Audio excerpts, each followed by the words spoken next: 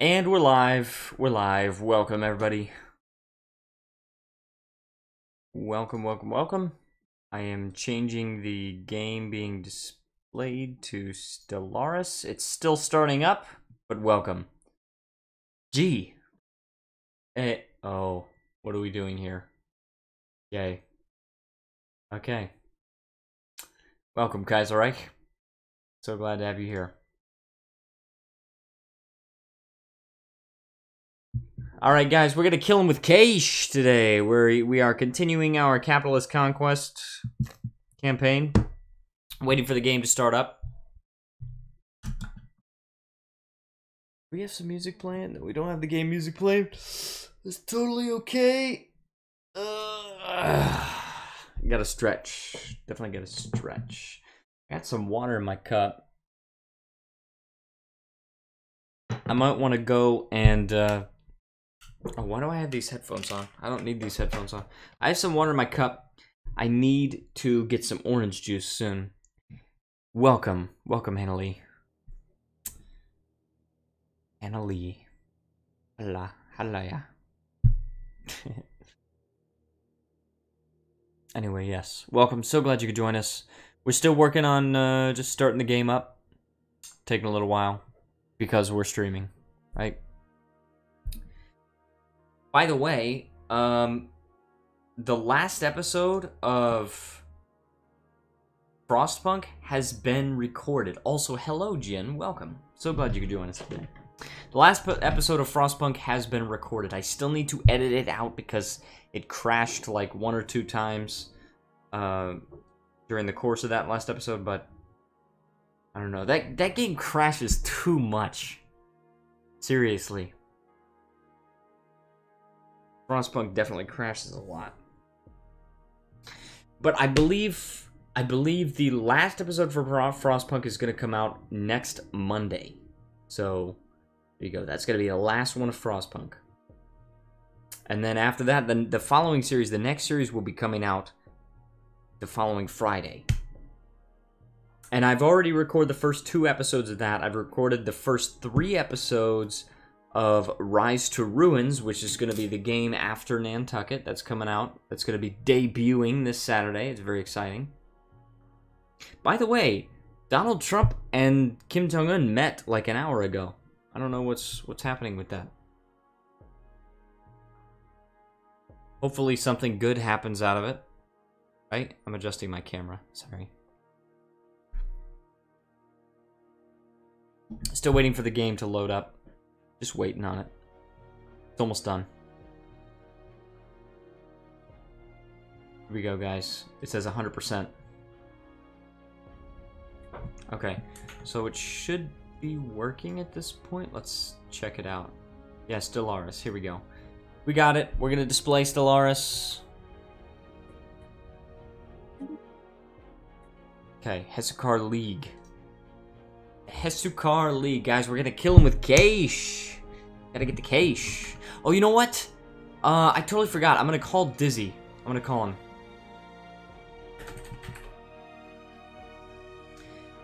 Dizzy told me he wanted to be on this stream. I want to see if he's here. He's not online. He died, Jin. He died. I'm gonna see if I can start a voice call with him. I don't know. It says. We'll see if he's here.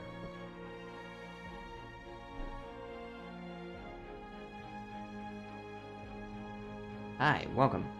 Hold on. I can't hear you at the moment, but I think that's my problem. KAYSH says I can't hear you. Hold on 1 second. I gotta go to my voice settings. Aha, input device. Okay. Okay, can you hear me now? Okay, we're good. Alright, thank you. So, we have started the stream. Welcome. Welcome, Matthew. So glad that you could be with us.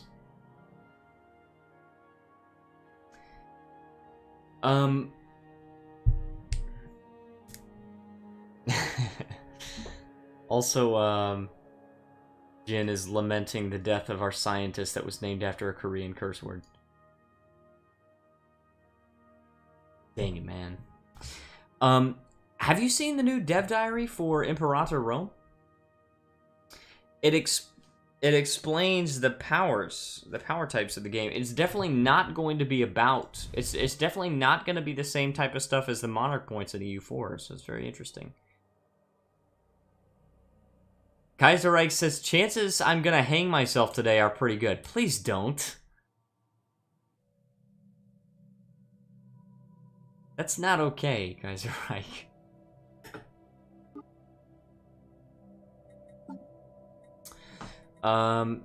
Here we go. We got some traditions. We've got, in 7 months, we have the ability to get another tradition. We can do assist research. Should we maybe do that? Potentially, maybe.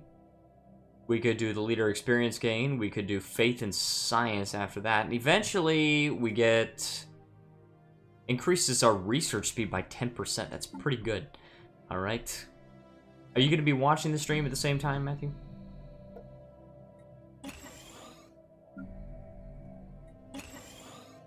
You're playing that for the PS2?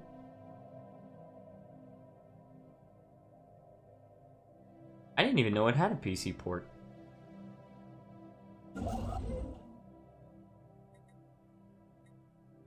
Did not know that. Well, that was a fun game. Technology discovered. Alright, technology discovered. I now get to exploit Aldar crystals, but I don't... Okay, if you... frickin' fricker. If you...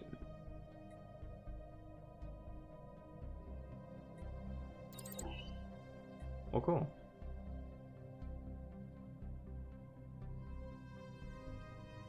That's cool. Now, if you research the technology to exploit a resource, does that also reveal the resources, or are the resources revealed right away, and you just research? Technology discovered. Yeah. Will it reveal the resource, or just allow you to exploit what you can already see?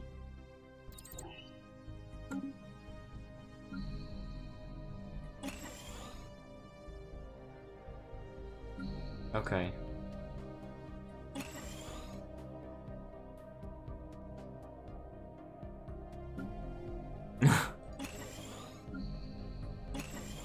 I remember we had so much fun with Operation Genesis on the PS2. That was a very fun game. Yeah.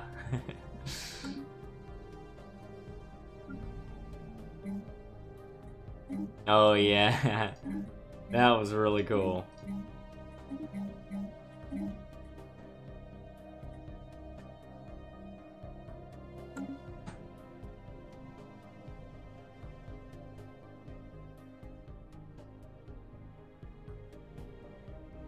Yeah.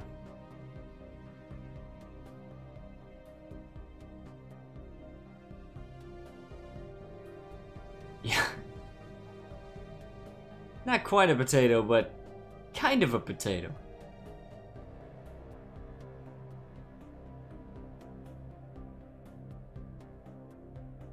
Kaiserreich says Beatles is playing on radio, so I'm gonna chill for a bit. Sounds good. Also, this morning I had like an insect bite on my finger, and I didn't know that I had an insect bite on my finger, and I thought it was just like an itch, and so I just like scratched furiously at my finger, and turns out I scratched an insect bite very hard, so that was very painful, and I'm not okay with it.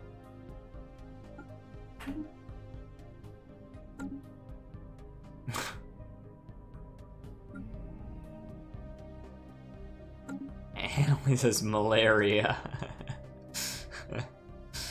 Malaria. Do I have malaria? I don't think it was a mosquito bite, though. I think it was just some other kind of insect bite.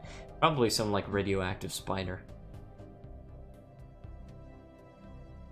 I remember that freaking thing. Message from Dr. Fricker.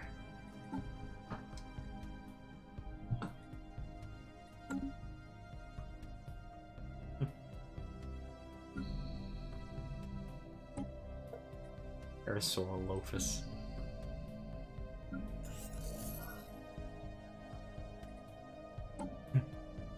I thought you were just randomly saying it. I thought you were just like, I've been around this block before. Parasaurolophus.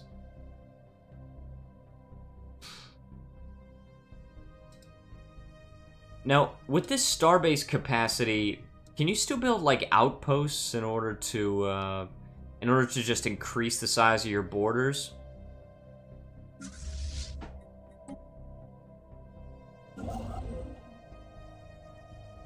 Okay, okay. Now that makes much more sense.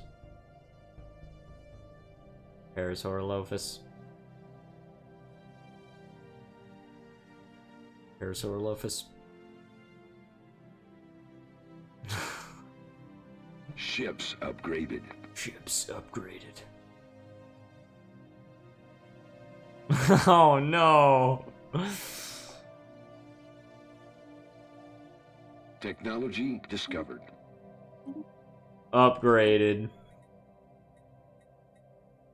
Okay, now. Should I get the Power Plant 3 or should I get the Physics Lab 2? I feel like I should get the Physics Lab 2 because that helps me research the Power Plant 3. I might want to get your mother.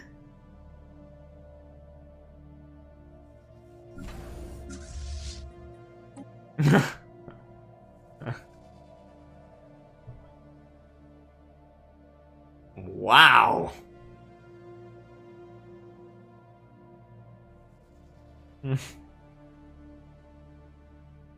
Ships upgraded. An alien empire is making contact. Oh. I found an abandoned gateway. An ancient subspace gateway has been located near Yamek Singularity. It appears to have been built entirely from microscopic nanites of an unknown design. Yeah, where's Yamek Singularity? Let's see. Oh, this is very far away from me. Okay, and there's an L gate. Yeah, this L gate. I don't know what it is.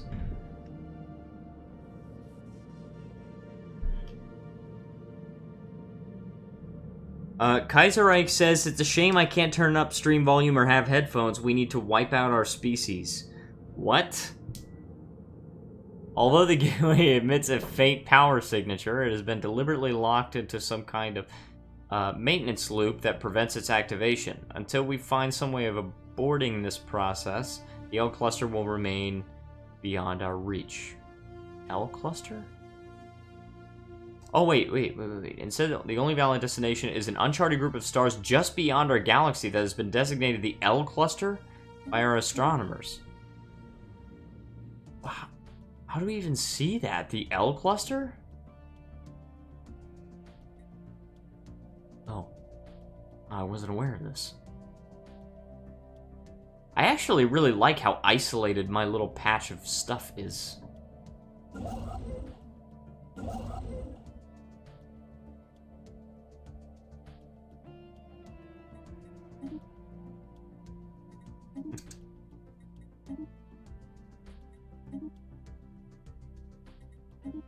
I'm just like building. Since you told me I could build basically as many outposts as I want, I'm just building all the outposts I can.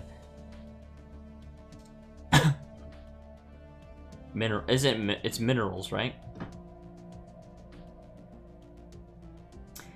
All is forgiven.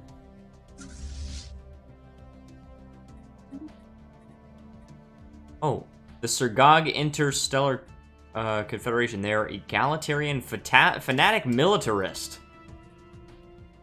We pursue true equality. Do not stand in our way. You're just egalitarian. We're fanatic egalitarians.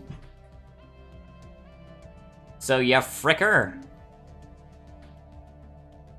Don't stand in our way, you fricker. Also, I found the Tiyanki matriarch, by the way. And it's very close to my home place. So, dang it, man. Dang it, man. Dr. Phil and Steve Harvey need to release a gay sex tape. That's what Kaiserreich said, not me.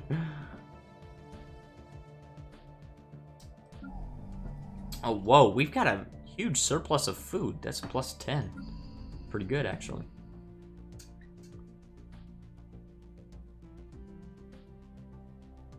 Kaiserreich said, I mutter so much it clogged the toilet. Talking crap, I see. Are you talking crap? You fricker. Kaiserreich says nutted.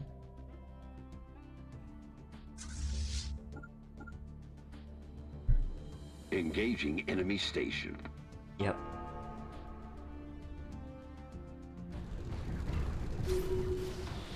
Fire station raided, very cool. Alright, we gained that crap. We gained some crap! You keep imitating Matthew. Do I? What am I doing to imitate Matthew? Am I imitating you? I wasn't even aware that I was imitating that. Oh, the voice? The voice? Am I imitating your voice? The boys. Oh, the boys are back in town. The boys are going to teach you a lesson.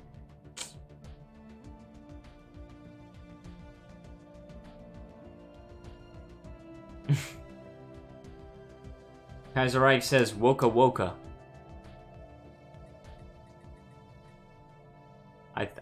Yeah, I know, but it looks like... I think he spelled it wrong, and so I'm just trying to make fun of him.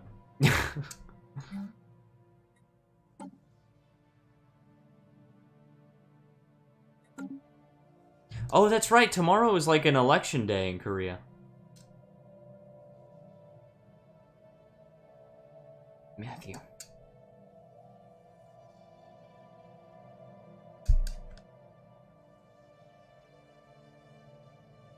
She says, yes, but I didn't even see the candidates. Probably you should do some research before you decide to vote for somebody. Okay, what are we researching right now? We're researching the candidates! No.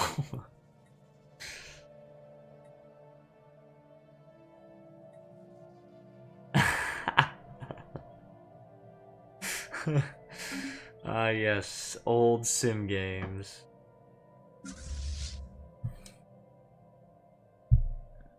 And it says, Matthew.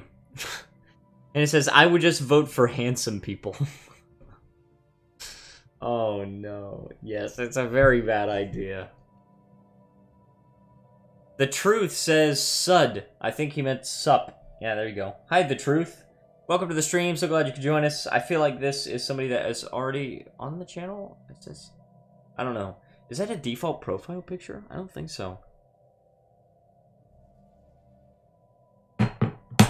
You can't handle the truth.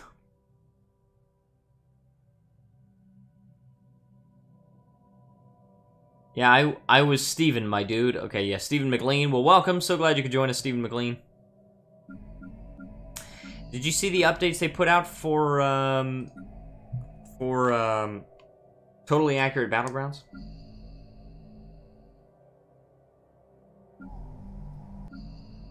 I haven't tried it since patch 6, but... Let's see, what was patch 6? They decreased the damage of the minigun.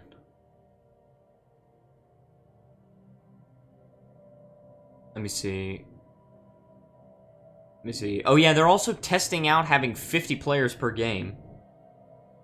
Squad matchmaking improved so it doesn't split you into multiple servers anymore. Yeah, I mean, that's definitely a plus.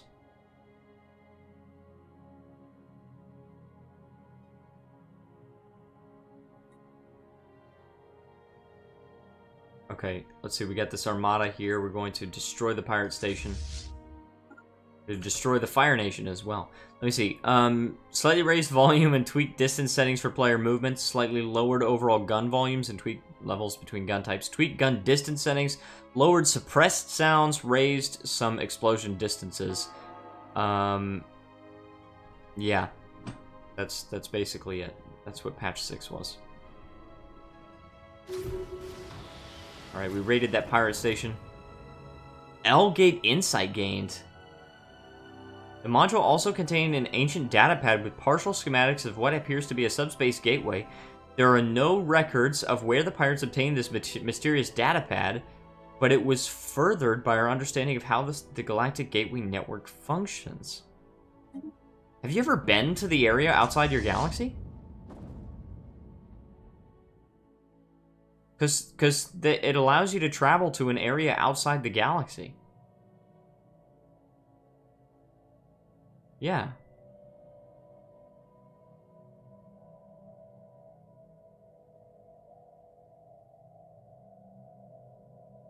So, but what is it? How does it render like another galaxy or something like that?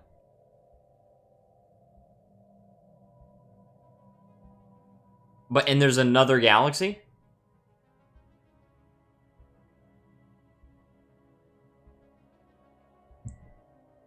Oh, because it says that one of the destinations is an area just outside our galaxy called the L Cluster. It could be. Governing ethics shift in the Imetherian Erenic Republic. Okay, where is that one? Yeah, there we go. There it is. They are more xenophilic. Okay, so that they're a little bit xenophiles now. Very cool. Funny how they are pacifists. Initiating communications. And yet their ruler is warlike. The trade deal expired. Oh, non-aggression pact invitation from them. Cool. Kaiserreich is clapping at genocide. Okay. Wait. There are like 5 houses with Confederate flags in my other grandpa's hood. The truth says the area outside my galaxy will be destroyed.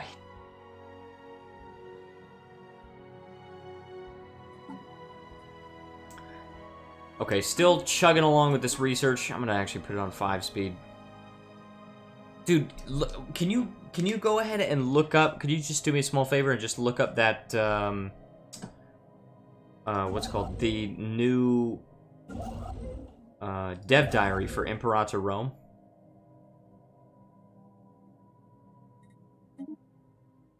Because it's very cool. Tile cleared. We're gonna build some stuff and some things, man. I've seen some things, man, and some stuff.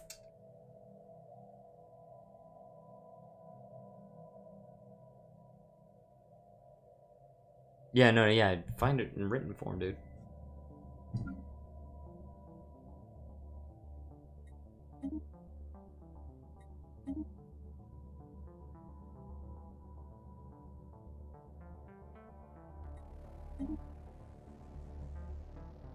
Let's see. Snow Patrol is on break time. I don't know what that means.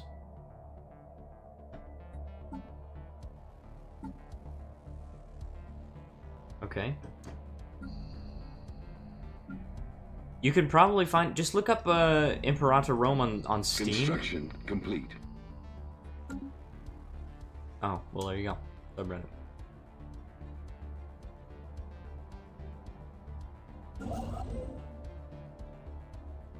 No, can you actually read it? So we can have it announced to the stream. Oh, fine. I will look it up and I will read it to the stream.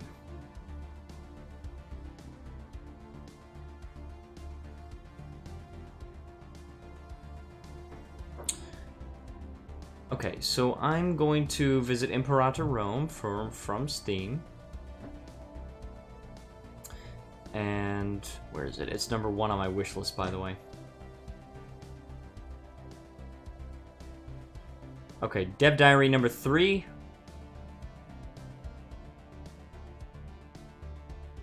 Latest Dev Diary, very cool.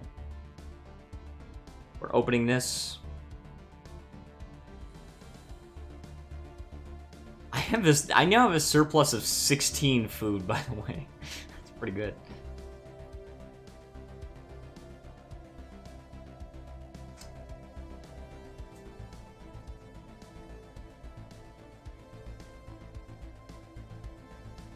Yeah, I'm at plus 57 energy and plus 58 minerals, and yeah, and but what I have is I've got a planet that's pretty much solely divided to just producing food. So this planet by itself has a surplus of 32 food, and that's just providing food for the rest of my planets. The truth says, my friends, in talking about the possibilities of multiple dimensions, our conclusion was we are so screwed if another race can dimension hop. Yeah, that's true. Okay, so here we go. Guys, here is the Dev Diary. Hello, everyone. Welcome back to another development diary for Imperator. This time, we'll talk about the resource system in the game. First of all, we have gold, which you gain from tax and trade and spend on development and military. The second resource is manpower, which is required mostly for building and reinforcing armies. There are also 4 other types of resources which do not scale with growth, but instead act as a great balancing tool against snowballing always being better. These 4 resources are referred to as power. There are 4 types of power in Imperator, each corresponding to a character attribute, each with their own use and benefits. You primarily get power from the quality of your current ruler, but there is also a bonus in monthly power for having your national ideas match the categories your government want ideas in. So I imagine that a republic like Rome will have bonuses, like if you have national ideas based on civic power, perhaps. You know, just for example, if you've got some kind of theocratic government, that probably go have bonuses for religious powers, things like that. Or if you got maybe Sparta. I mean, Sparta was kind of like on the way out and everything at this time period, but at the same time, like they might have a more military-focused government, and they might have bonuses to military power. Jeez, I need more construction ships. Okay, here we go. The first is the military power, which represents the Virtus. I got an email. Dollar Shave Club. No, nobody cares. Okay, this is based primarily on the martial abilities of your ruler. Military power is used to get new military traditions. We don't even know about what that is. Okay, Kaiserreich says, I'm home now, so I'll be back soon. Sounds good. See you soon, Kaiserreich. Inspiring Devotio, I don't know what that is, as well as all unique unit abilities. So I imagine those unique unit abilities could be something like the unique tactic things in what is it called? The Stony Mick, your mom gay. And in Hearts of Iron 4, you have the unique tactics that you can use by spending command power. So probably military power or something like that. Next, the second power is called Civic Power, which represents Gravitas, and is based primarily on the finesse attribute of your ruler. You use Civic Power to get inventions, set up trade routes, and moving your pops about, amongst other things. So it has been said that you can use your Civic Power to speed up some technology, but you cannot, that's not the way that you like purchase technology. It's not the same as it is in EU4. So it's like a different thing. It's primarily by your pop output is how you get technology in Imperator Rome. So next one. The third power is the oratory power, which represents the Dignitas. This is based on the charisma attribute of your ruler. You can spend this power on fabricating claims, improving relations, enacting laws, endorsing parties, which sounds very much like they're implementing some sort of internal politics. And many other things where a silver tongue is useful. So very cool. Oh, yes. The fourth and final power is religious power, also known as Pietas. This is based on the zeal attribute of your ruler. Some of the things you use religious power on is to stab pigs, convert pops, and call omens. Now, stabbing pigs, I believe, is a reference to Rome 1, EU Rome. Oh, we extend our deal for the research speed. For 2,000 energy credits? Yes. Freaking... Yes. It's so expensive.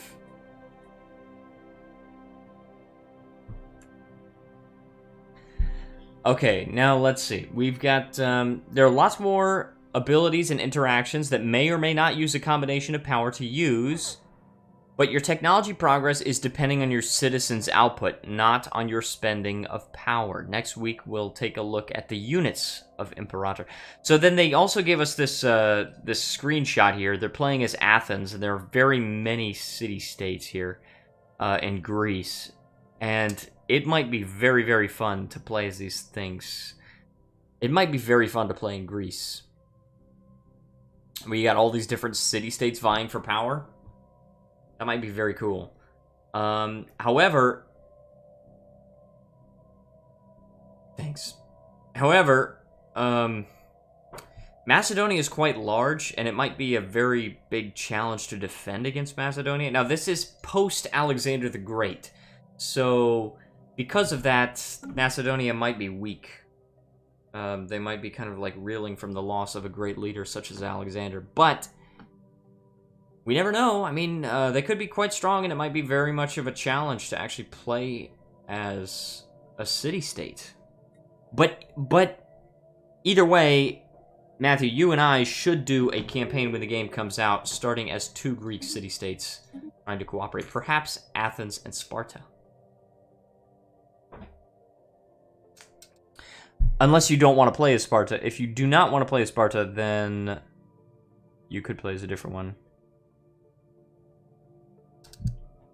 Yeah, that's true.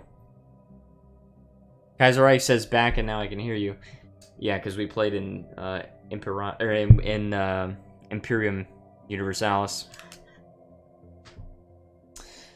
But you could potentially play as Argos or some other like city-state near Sparta, because Sparta, like I said, is on their way out. They were very much in decline in this point in the game, so they were kind of like a shadow of their former glory. So we will have to see. But I'm definitely excited, and it definitely looks like it's going to be fun to play in Greece. What do you think? What do you think would be the area that you want to play in first? Would you want to play in something like Greece? Would you want to play as 2 small Iberian tribes? Would you want to play as maybe Rome and Macedonia?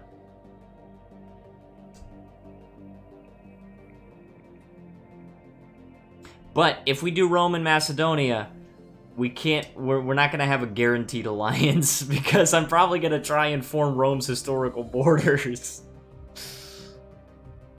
And I would expect the same thing of you if you wanted to play as Rome and me as Macedonia.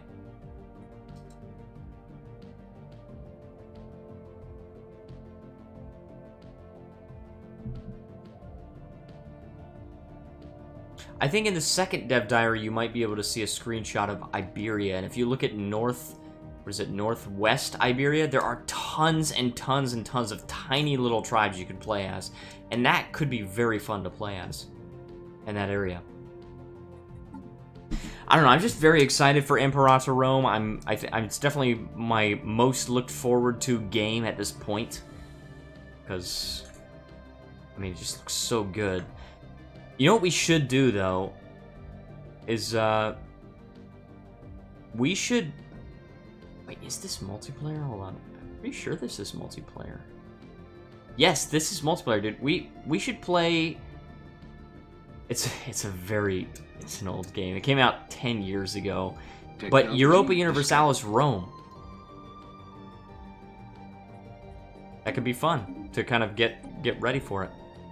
Up to you, but... What is this? Experimental subspace navigation.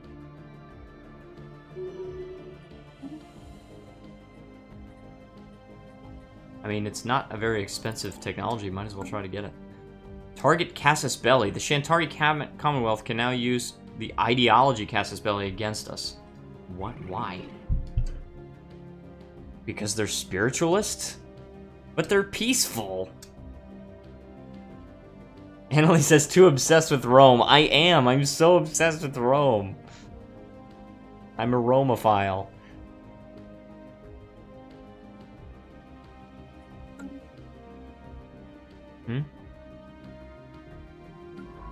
No Romo? Or... But do you call it a Romophile or a Romeophile? Because... Like... Yeah, but when you spell it out, it looks like Romeophile. Me!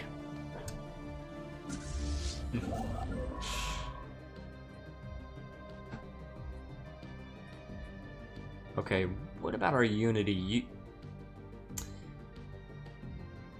In 32 months we get our next tradition. Very cool. And then after that we're going...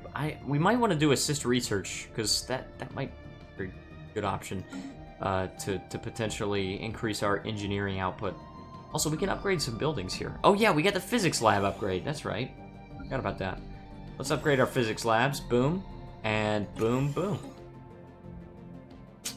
There we go. Build some minerals here. Do we want? Why be Rome when you could be Deus Vult Infidel? Well, considering at the start date of Imperator Rome, Christianity didn't even exist yet. Literally, it did not exist yet. I don't know. I mean, I don't know how you could play as Deus Vult. Unless you're talking about playing as the Kingdom of Israel, in which case, good luck with that, because they start out as a vassal of one of the most powerful countries on the planet. They're very, very, very weak. Romophile means you're attached emotionally to horse crap, pee, and... Oh. Okay. Well, I'm obsessed with Rome. I'll just say that. But that's not the way we spell it, Kaiser. Station under attack. Also, there's a pirate fleet in my... What? Can you still... I was gonna say... I was gonna ask you if you could still hear me, because...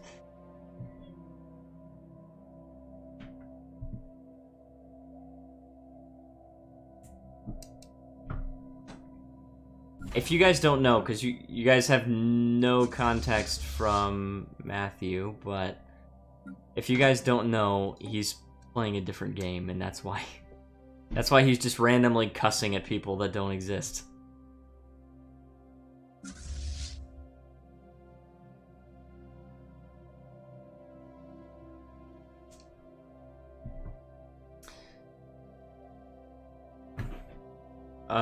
The truth says pirate fleets in my territory are just a friendly way of saying look target practice. Construction complete. I guess so. I mean, and the other thing is, I don't know, what is the other thing? The other thing is that they give your admirals something to do, at least, you know. Something to do. Have you ever actually eaten kebab?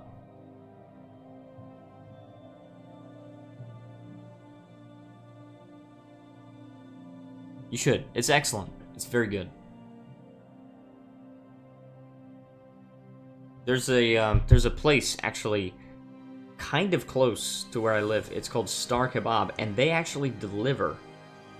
And I've been meaning to order delivery from there for some time. I might do that pretty soon. Because I like kebab. Annalise says, kebab is amazing. What kind of kebab do you like? I kind of like a mix between chicken and lamb. I kind of like both. Time project. Oh, we have this Sentinel point defense? No, we don't care. This is in 2 months. Discovered. And also we finished... Oh, we finished the biolab technology. Very cool. Naval capacity plus 30 probably is going to be good. Also, off-world trading company. That could be cool. Funny how that's the name of a game.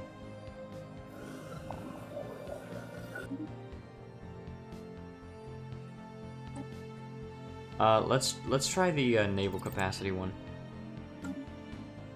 All right, now we need to upgrade our biolabs.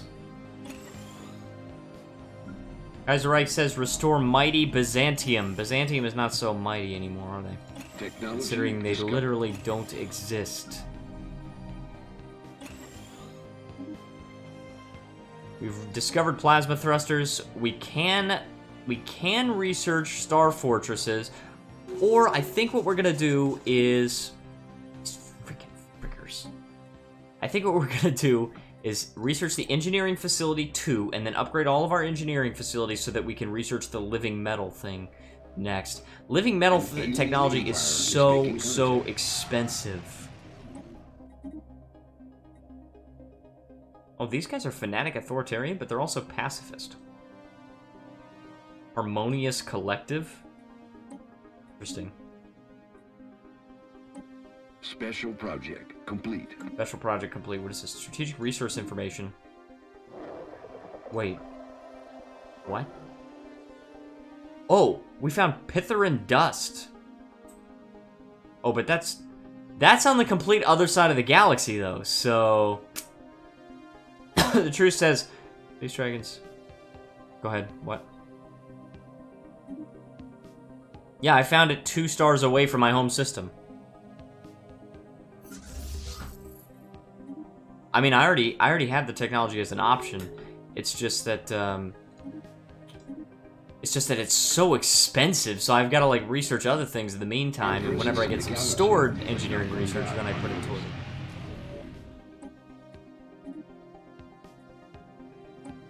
Are you eating, nerds?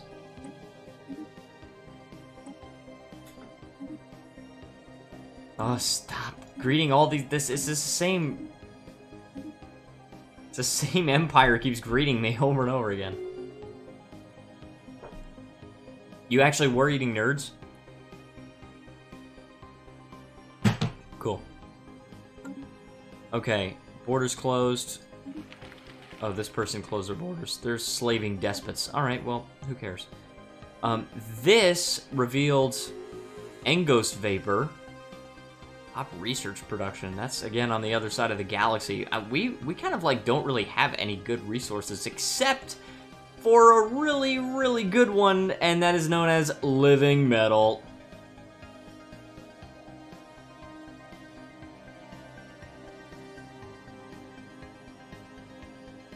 Excuse Matthew's random outbursts.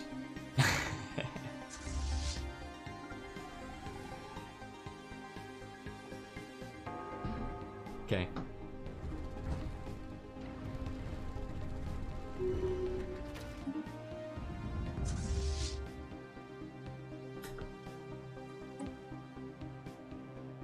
Construction complete.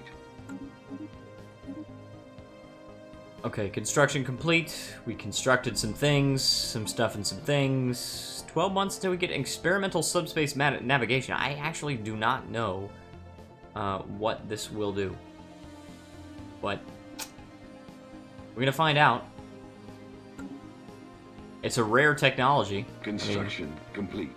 I don't know where you see this, but it's purple, which means it's rare.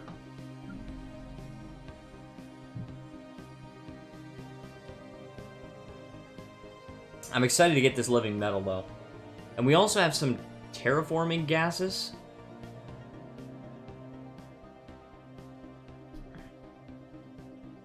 It's metal.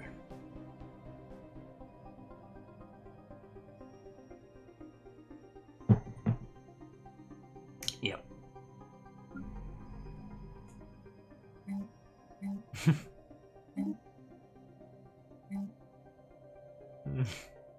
No, that's weird.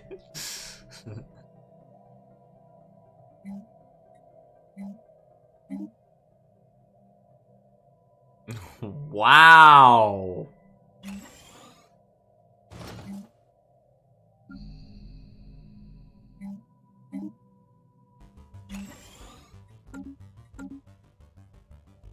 Goodness gracious. Kaiserreich says nothing better than killer pig meat.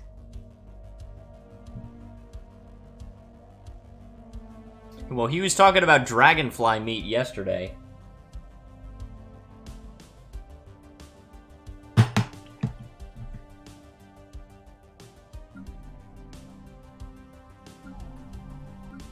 I love how we heard the clap followed by something.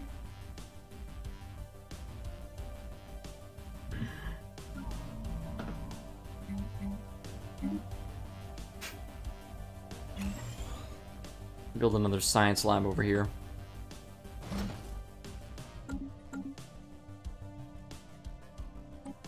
All right, Matthew. Well, it was nice talking to you. Have a great time playing that game. No. Listen. There's no, it's not like a problem that you're playing a game or anything. It's just the problem is that just the commentary is not really related. You know what I mean? Like, it's not a problem with you being in the stream. It's just a problem with just the commentary is just, it's totally disconnected. You know what I mean?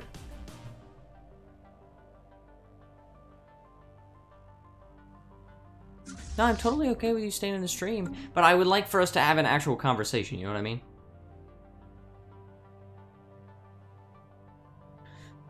Okay, also, Andre Gomez says, the boy Alex is streaming. Yes! Yes, I'm streaming. Kaiserreich says, who the heck is Matthew? It's Dizzy, that's what this is.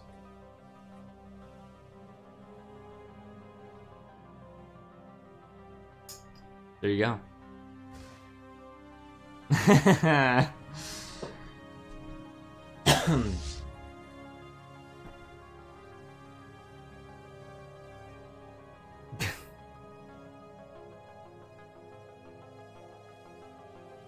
Wait. Making homework and watching Plank. I'm glad that you take solace in watching me while you do homework, Andre Gomez. What do you think is your most looked forward to feature of Dharma, the new expansion for EU4?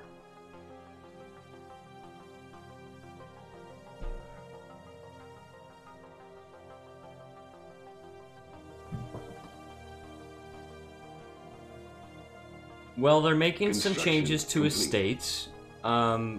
One of the changes is that instead of, you know how if their influence of the estate gets above 80%, then the disaster starts ticking up?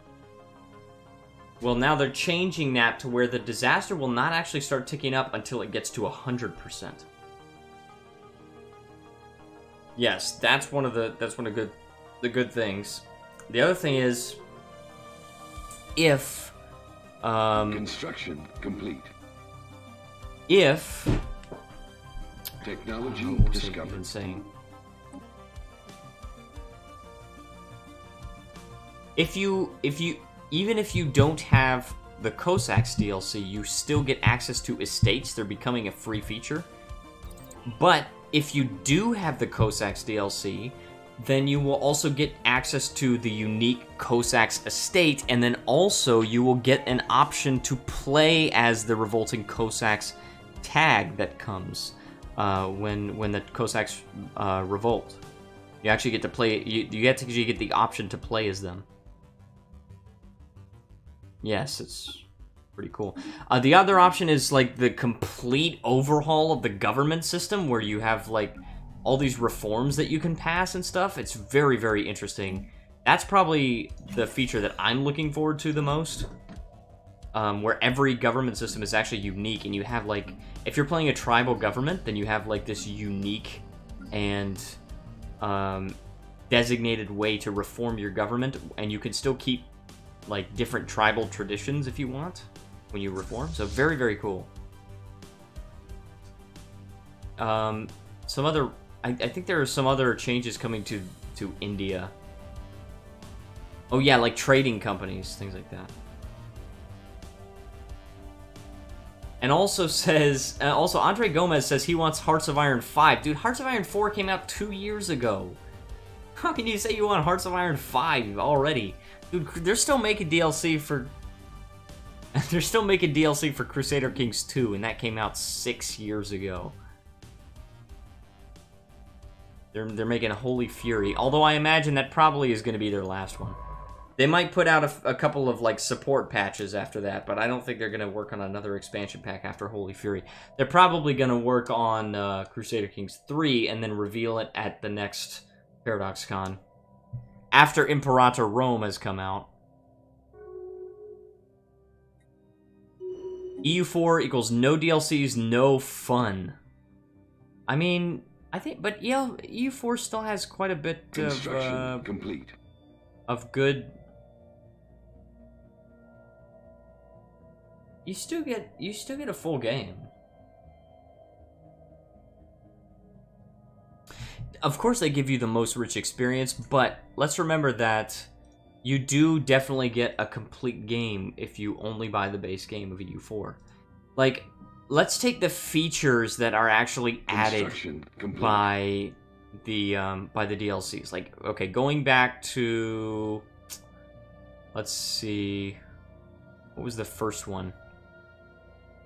Going back to, well, okay, let's just go to El Dorado, okay. El Dorado, that adds the Nation Designer. Oh, this is the content pack, isn't it? It's only the content pack. El Dorado adds the Nation Designer. It adds the Search for the 7 Cities. Things like that.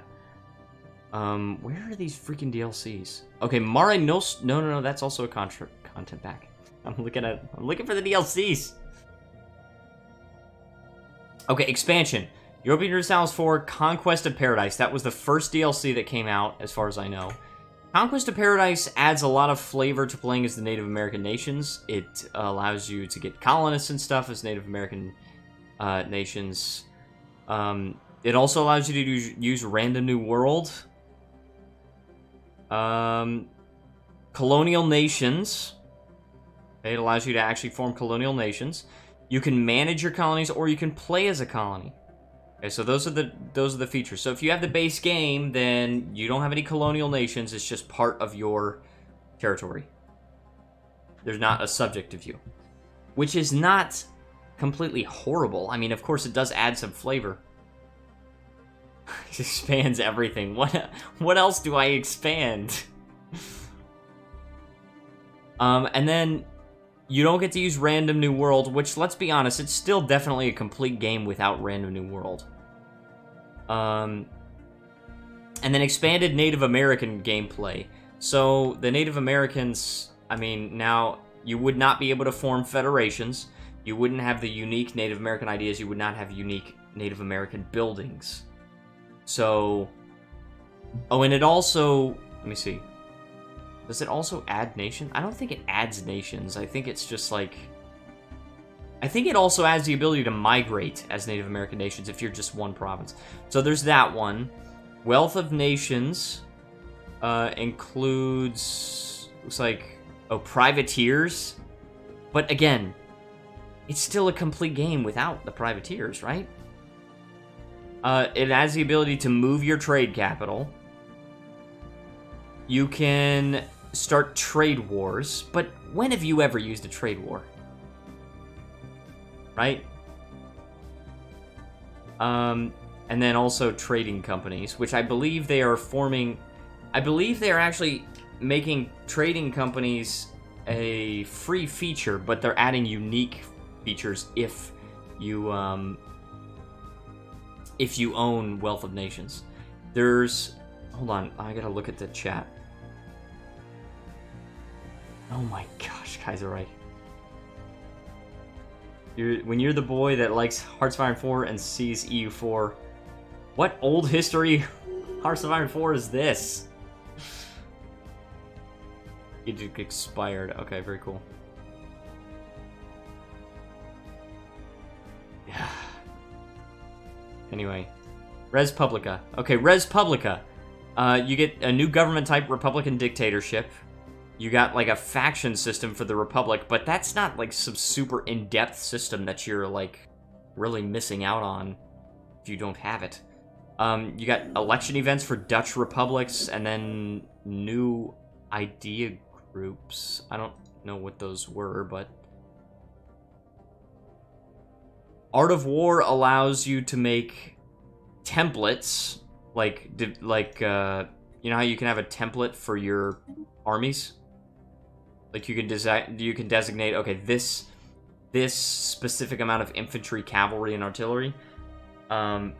It also allows automatic fleet transportation. So that's just only up to Art of War. And then including El Dorado was like the nation designer.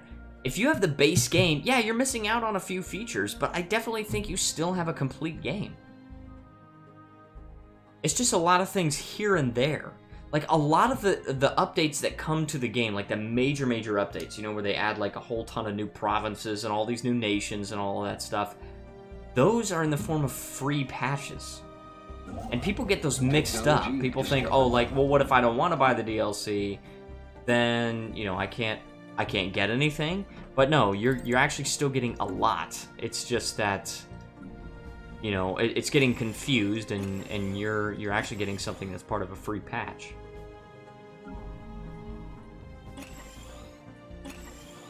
But what are your thoughts on that? What do you think?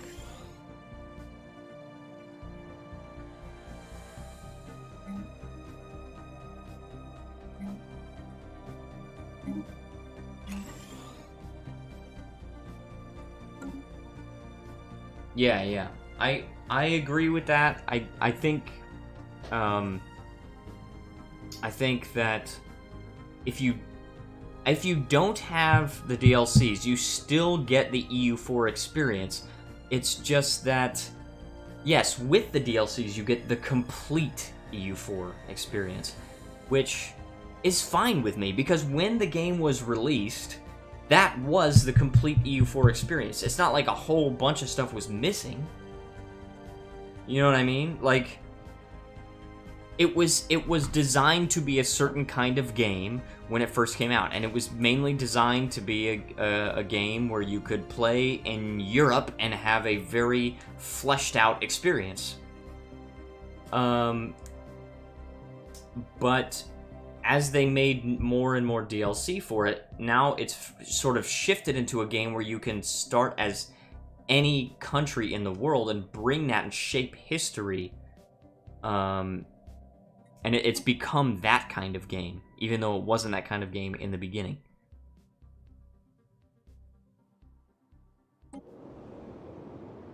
Me hoy, me noi.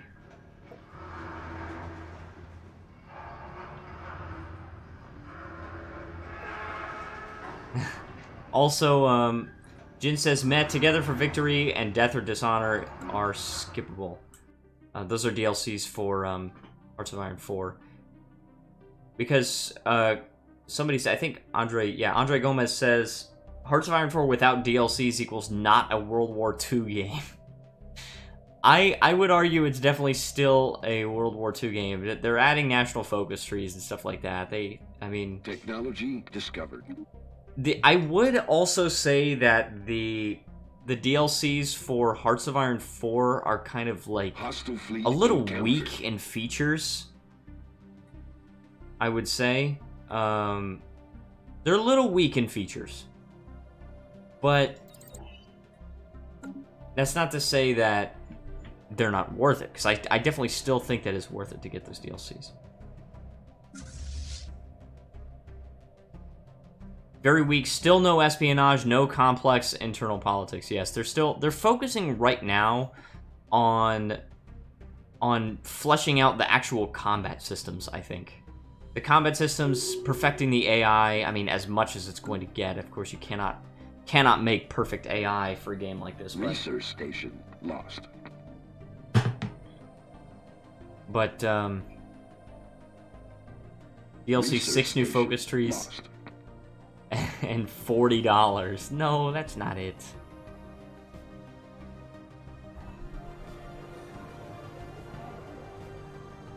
Waking the Tiger is a step into the right direction, though. Yes, I agree with that. I love the whole border conflict thing. And I do plan on getting some kind of mod where you could just have border conflicts as anyone. Together for Victory is way too overpriced. Yes, I think I agree with that. The new chain of command system, that's pretty cool. I was very excited about that. But I think it wasn't implemented exactly as I thought it would be. I thought it was going to be kind of like you just make these overarching orders for the entire army group, and the field marshal will decide which troops and which armies to allocate where. But it turns out that it's not really like that, and the field marshal orders, the army group orders, are just sort of like backup that, like, oh, if an army completes their other order, then they'll just go back to the field marshal thing. I like the new general system, but it needs ironing. Yes, I agree with that. By the way, today I actually got to try Führerreich, which is a mod for Hearts of Iron 4, and if you don't know what Führerreich is, it's kind of like a spin-off of Kaiserreich. Kaiserreich is a mod where it's like, what if Germany won World War I, and it's like the world in that, but then Führerreich is like a fake alternate history of what if Germany lost World War I, which they did in real life, but it's like, it's real history from the point of view of Kaiserreich. Does that make sense? So, it's definitely very interesting, and like Charles Curtis is president of the United States, and the French Republic is prevailing, but their colonies are split up a little bit, and Germany has formed the Führerreich, and their symbol is like an old Germanic religion symbol, which is kind of interesting, instead of the swastika. And then you've got like the Russian SSR, which is really the Soviet Union, but it's got a different leader. It doesn't have Stalin. So very interesting. China is still split up into a lot of warlords. I played Führerreich, but I accidentally went to war too early, and it was the night my grandpa died, so I gave up. I'm sorry to hear that, Kaiserreich.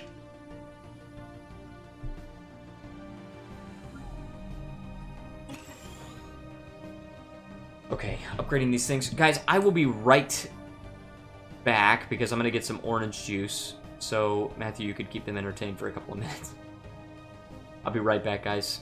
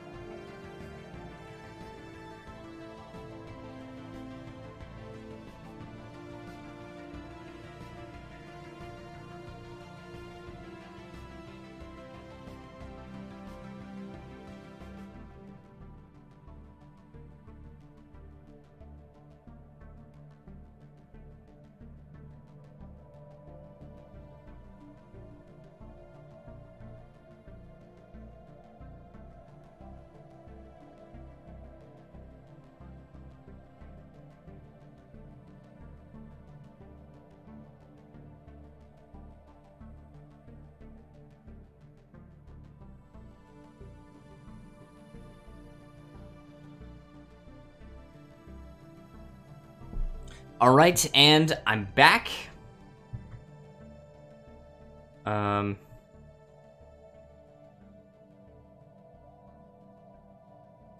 a message and...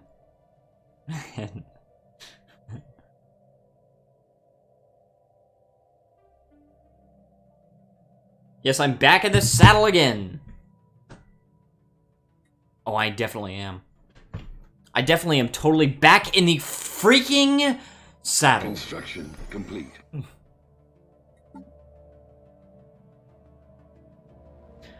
Oh my gosh, dude. 98 months remaining with this living metal stuff. Should I keep going until the end, or should I try to research other stuff in the meantime?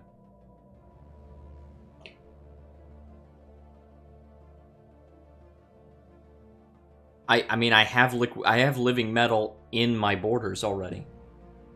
It's mega structure build cost minus 20%, daily hull and armor regen plus 0.5%. It basically allows me to repair my ships without docking up. I mean, I think that's it's very powerful.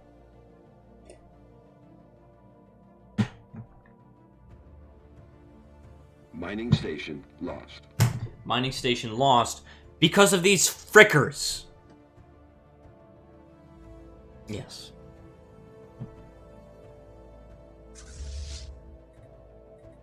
Mm-hmm. I'm setting... Engaging enemy fleet. I set my stance to aggressive so that... Wait, how did I get a cruiser? I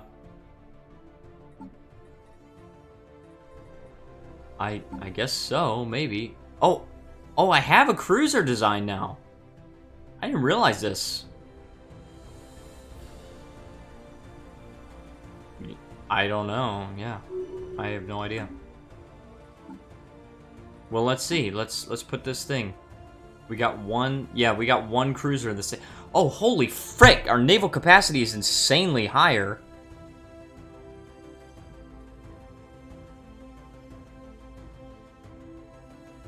Let's create a new fleet.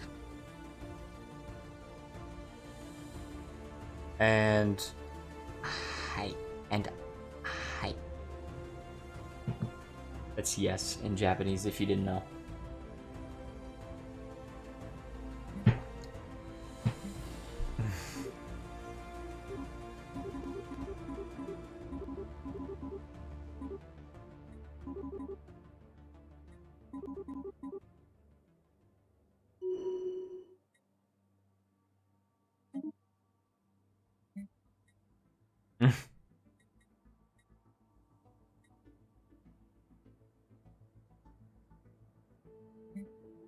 Okay, I want... Let me see. What can I do here? Command limit 30 out of 40. But what's this going to increase it by? That's 34. How do I find how much it's going to increase my naval capacity by? I can afford to increase it by 32.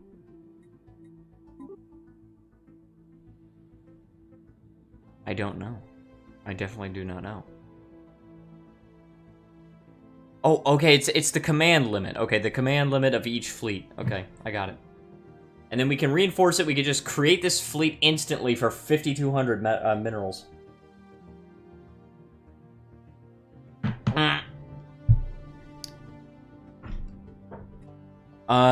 Yeah, do it. I did it. And let's assign an admiral to it, can we? Why can't I click on this thing to assign... And that's a quality of life change that needs to happen. Let's recruit another admiral. You can't click on the thing in the fleet manager in order to freaking assign a new leader. You have to actually go to the leaders. Fricker. Ship hull points, weapons damage, combat disengagement. Oh, because he's unyielding. We could do a trickster. Or we could do adaptable. Let's get adaptable.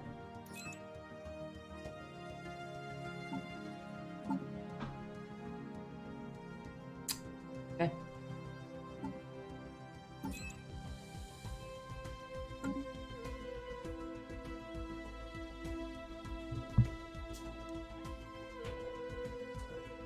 Okay. Oh, and we destroyed the pirate ships, by the way, and we can take this science ship and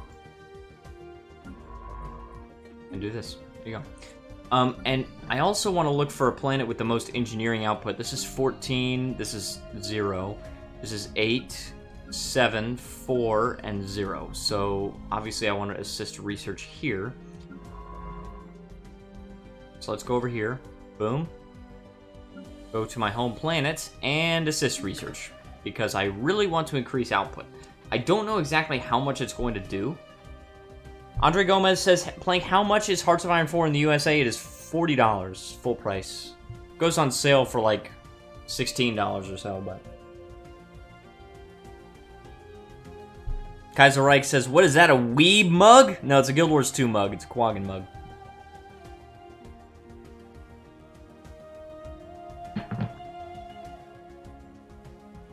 Also, Nazis did not want gun rights. That's true, they did not. Hitler actually was heavily in favor of a national gun registry, and that was like to register all, like, who has the guns, and it was supposedly to protect the children and everything, but it turns out he just wanted to disarm the people so they couldn't fight back against Hitler. Literally Hitler.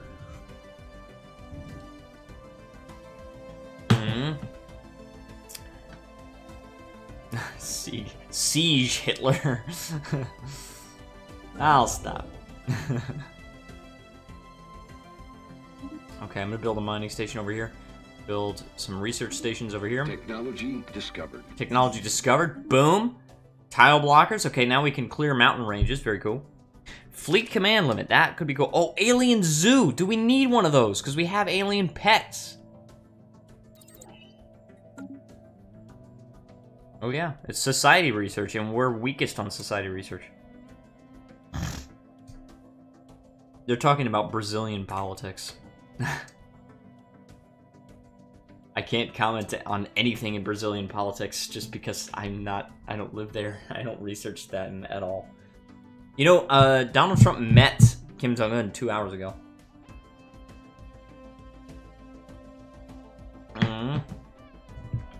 Oh yeah. Let's see if there's anything on the World News subreddit about it. This just in. Incoming war. In historic first, sitting U.S. and North Korean leaders meet face to face. Okay, that's the headline and everything, but... oh, this is 15 hours ago. Donald Trump accuses India of charging 100% tariff, says trade might stop. Trump, Kim, to have one-on-one meeting for 45 minutes. So it's over. It's over, by the way. Oh, technology discovered. Here we go. Energy Nexus. Yes, we can definitely upgrade the thing that we have. We can also... yeah. I really hope something good comes of this. I mean, I really do.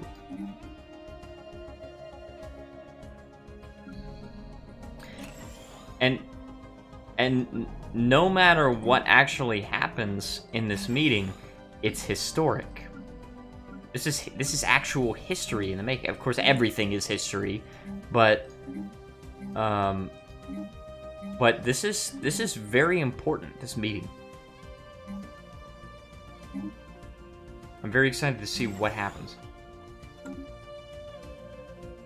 This isn't the first meeting, though. But isn't it the first meeting between a sitting U.S. president and...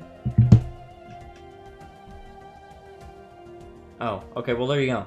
But this is the first time with Kim Jong-un, at least, and hopefully we'll be able to get something done.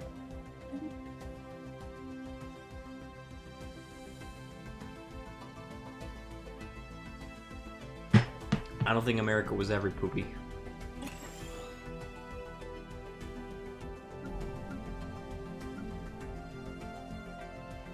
I see. Baggage. Bags!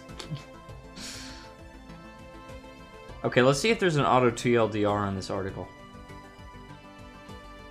There's a bot that automatically TLDRs articles.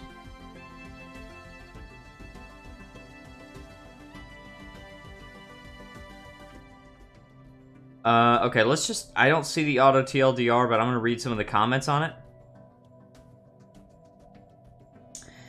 Imagine it being 2014 and telling your friends that in 4 years, Kim Jong-un and the dude from The Apprentice will be discussing nukes at a Singapore hotel.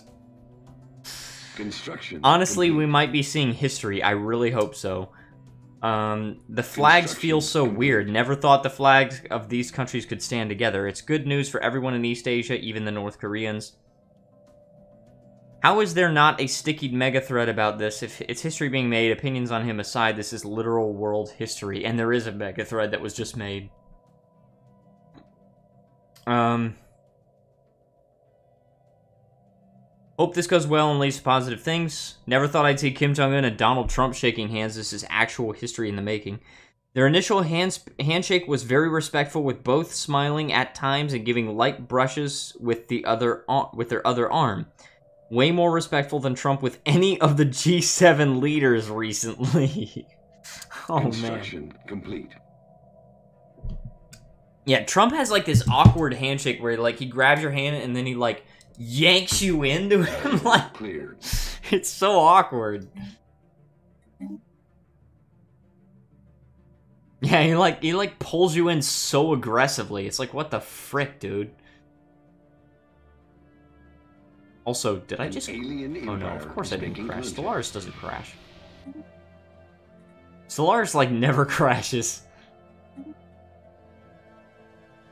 Okay, imagine telling someone in 2008 that President Trump met with North Korean leader Kim Jong-un over de-nuking and establishing relations that in part was brokered by a former NBA player being sponsored by a weed company after launching a trade war against Canada and the European Union.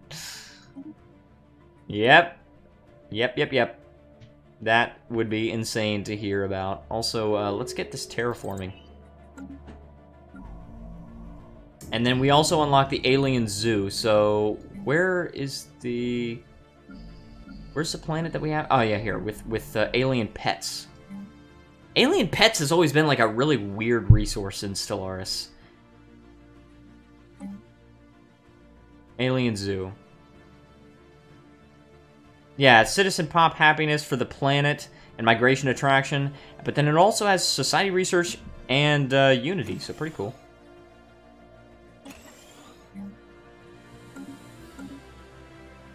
Andre Gomez says, "Where do you see that plank?" I'm reading the World News subreddit. There's a thread talking about the thing.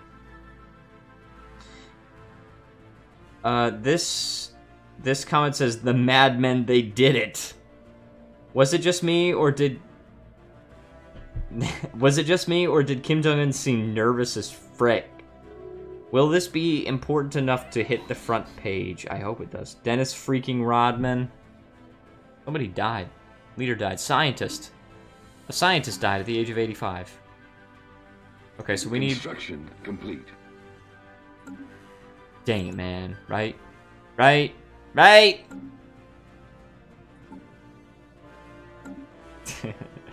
Okay, I don't think enough is being made of how historic this is. I feel like it really is. Kim is smiling a lot and even put his effing arm around Trump. This is so amazing. Regardless of how you feel about either of these individuals, this is step in the right direction. This is one of those historical moments like when the Berlin Wall came down. Yeah, I definitely think it is. Annalise says, Kim Jong-un is my daddy. Oh no.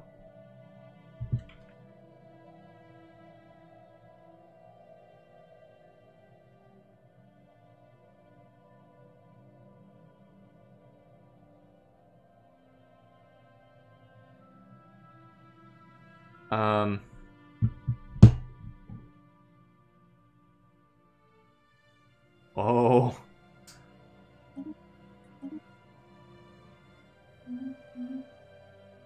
Hold on, it's so cold. Don't be so cold.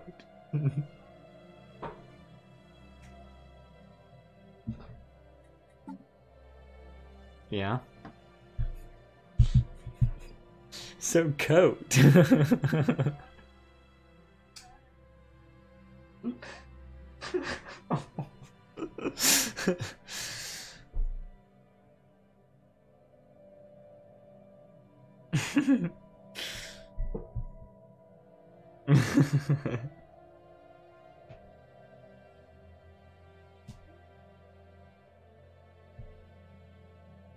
Okay. So cold. Andre Gomez, Plank, are you okay, mate? I'm really hoping that my stream can hear Matthew right now, because if they can't hear you, if they have not been able to hear you the entire time, then that's going to be so awkward. Construction complete. Hello from the other side. I must have called a freaking 1,000 times.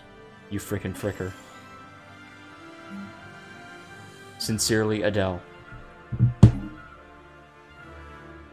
Let's see, we could build this gene clinic for some extra unity, but I think it's better to build the basic science lab.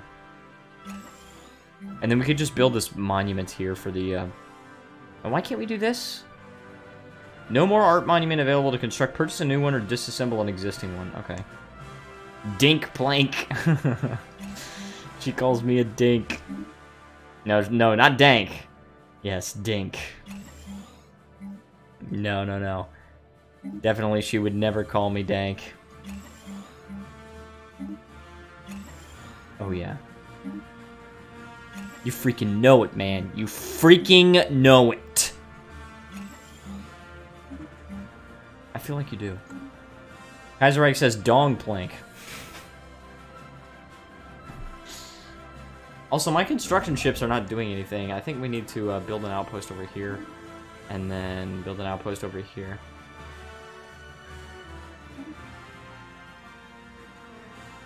I mean, well, what I do is...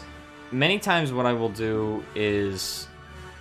I will, I'll start with one, right? You start with one construction ship, and then I will expand to, like, up to 3 or 4, but then after I'm pretty much done setting out my borders or whatever, I'll just, like, go down to 2 or even 1 sometimes. Because there's no point in paying for it if you're not doing anything with it. Okay, so, let's see. Think this will get done, not today, but soon, and remarkably, Trump and Kim will be up for major peace prizes. Wonder how Reddit and social media generally will cope, lol.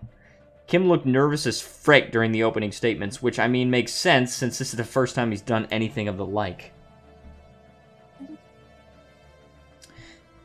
How is this not on the front page of all? Regardless of your feelings, this is historic. Whether you like the guy or not, this is huge and hopefully means a reunified Korea, the Korean War ending, and ultimately denuclearization. I wouldn't say that we're going to reunify Korea at this point. As much as I would love for that to happen, I really don't think that that would work at the moment. I think we're going to have to just kind of wait and see how this pans out some more. You know what I mean?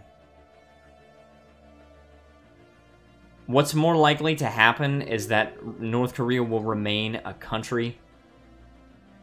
Hannah says, I would not love it. Why wouldn't you love it?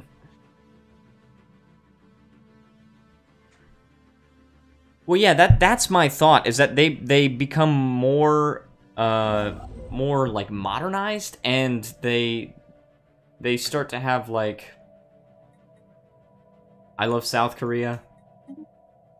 Socialism Korean with democratic Korean won't work. Okay. Poor peeps coming from North Korea. Yeah, she's against the poor refugees. Poor uneducated refugees, we might say. We might add. But I think what's going to happen is that North Korea is going to slowly modernize. They're going to bring their country into the modern age with all this, like, the clean industry and everything. And they're going to create lots of jobs. They're going to, like, liberalize their economy. Like, release the reins, and, you know, hold on one second. Guys, I will be right back. I have to be right back. 1 second.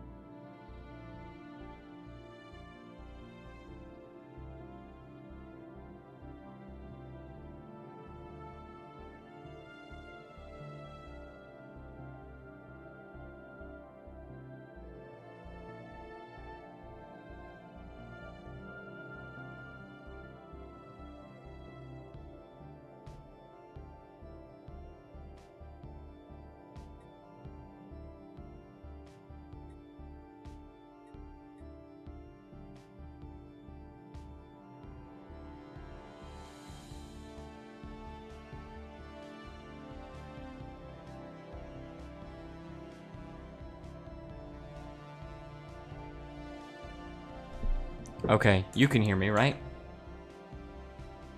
Did you hear any of my conversation? Okay. Cool. Alright, so anyway, let me see, Genetics 2, now that I think about it, I think that can't work because South Korea is better than North Korea, and the fat boys say that is the perfect Korea. Too much better, that's a problem. Yeah, it's like there's a huge difference between the Koreas, and it really is posing a problem because they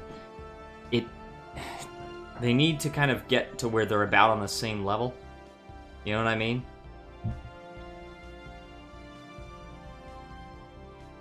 Also, this comment says no dumb power handshake. Interesting.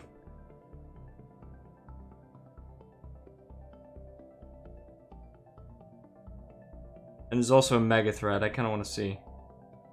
Now you guys decide to make a mega thread? Kind of late, to be honest. Took you long enough. South Korean here. American Democrats, stop criticizing blindly. This means so much more to us than you think. Please think beyond your domestic struggles because this meeting embodies the hopes and dreams of some 80 million people. Yushin S, hi, welcome. Welcome to the stream. So glad you could join us. Also, I'm still on the Be Right Back screen, aren't I? Dang it, man.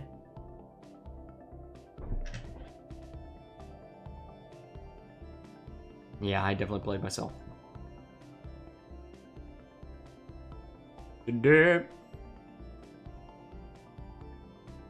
Okay, so, Oh, I know Yushin. 안녕. 안녕하세요. Second Korean Unification War. No. Yes, let's not immediately go for that.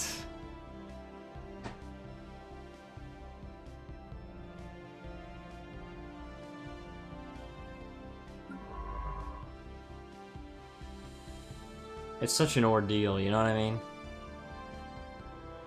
It's a bureaucratic nightmare.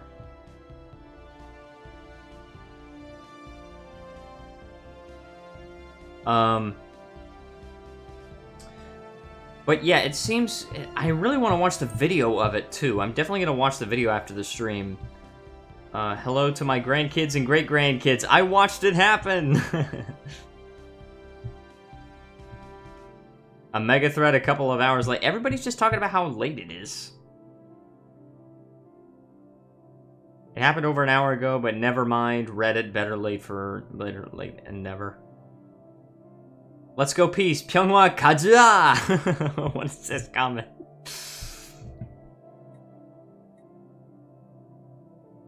Alright, so, what are we doing here? We've got these technology... Oh, one month until we get the Power Plant 3. Very cool. 15 months until the terrestrial sculpting, and 50 months until the living metal exploitation. Now that is going to be an excellent one. Jin says, I prefer status quo. I don't trust... Excellent job. Jin says, I prefer status quo. I don't trust either. Honestly, the status quo is comfortable, but the status quo is not comfortable for the millions of North Koreans that need help, that are not getting help. I mean, we have to remember the human rights issue here. And if nobody's talking just because we want to maintain the status quo, they're not going to get help. And, you know, one of the things that drew me to my interest in North Korea and later South Korea so much is the fact that there are so many people in North Korea that need help. They are literally starving. And they're having to eat tree bark in order to survive. And that's a problem when we have people like that. It's just not okay to just say, you know, okay, this does.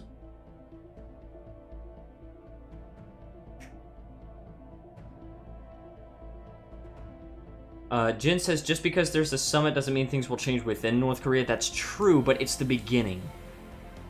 Depends on who you ask. People in major cities don't starve. I would say people in Pyongyang don't starve, but I think probably a lot of people in I know, I remember reading this book of, it's called Nothing to Envy, ordinary lives in North Korea. And one of the defectors was from Chongjin? Something like that. And that was a major city. And everybody was starving there. The kids would go to school just for the free lunch. And the only thing that the free lunch is just like salt soup. That's it. And they would go to school specifically just for the free lunch. Because they didn't have anything to eat at home. And so because of that, their free lunch at school was the only meal that they were even getting that day. And that's tragic. I have Chinese and Korean friends who visit North from time to time. That's interesting. That's kind of crazy. But it's tragic that kind of stuff goes on. And now this was during the arduous march of the 1990s, so Pyongyang doesn't starve for the most part. The other major cities don't starve again for the most part, but they're not full either. Stony Mix says, I propose a system of camps. Annalise says, that's sad. It absolutely is sad. It is one of the saddest things in the entire world, literally. The fact that these people have to go through this garbage. And why? And why? Because presidents don't generally want to do anything about it, because their status quo doesn't affect whether or not they get reelected. So, people in medium cities or smaller do have problems, and that's a problem. And the camps, too. The prison camps that exist in North Korea, where people are treated so badly. People are actually treated so badly in prison camps in North Korea that there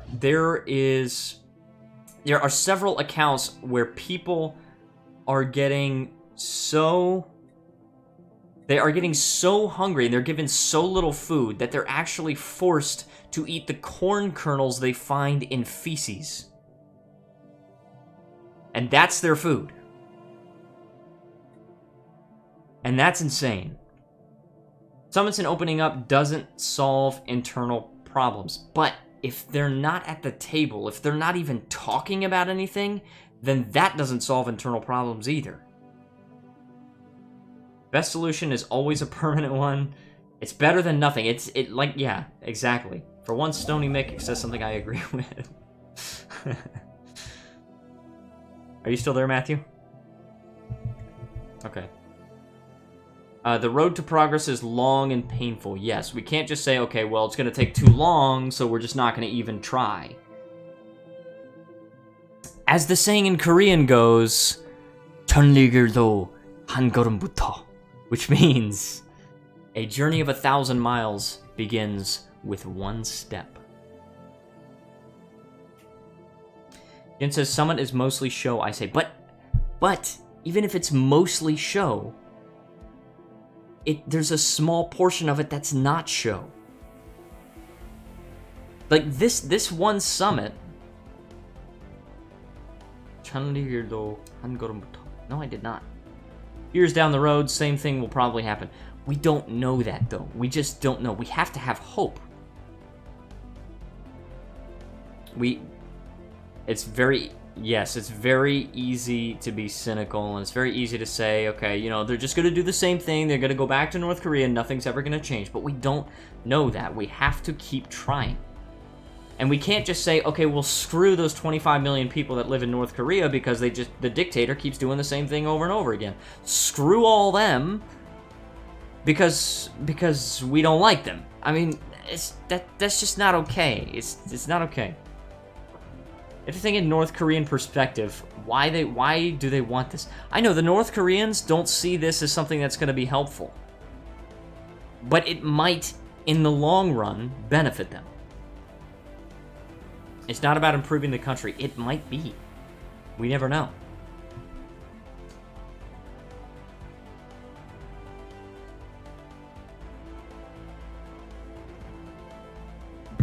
Yeah, there you go. Look at Germany. And look at East Germany, specifically. You know what I mean? Oh, we got another Ascension perk, by the way. Starbase capacity, we've got Starbase influence cost, naval capacity plus 80.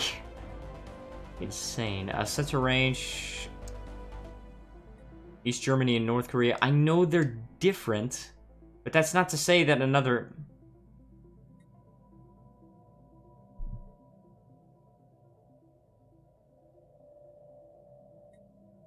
Yeah, I was talking about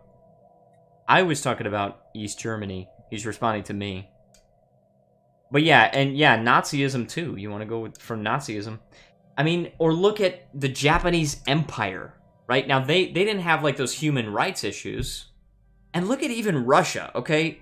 They went from the Soviet Union to the modern Russian Federation. And you know what? The average Russian is about as rich as the average Mexican. But it's much better than the system under the Soviet Union. So, I mean, and that was what, 27 years ago that the Soviet Union dissolved? You know, so I don't know. It's been a long process, but it's happening over time. It is happening, and there are definitely people that will slow it down. People from the old generation, like Putin. I really don't like Putin. I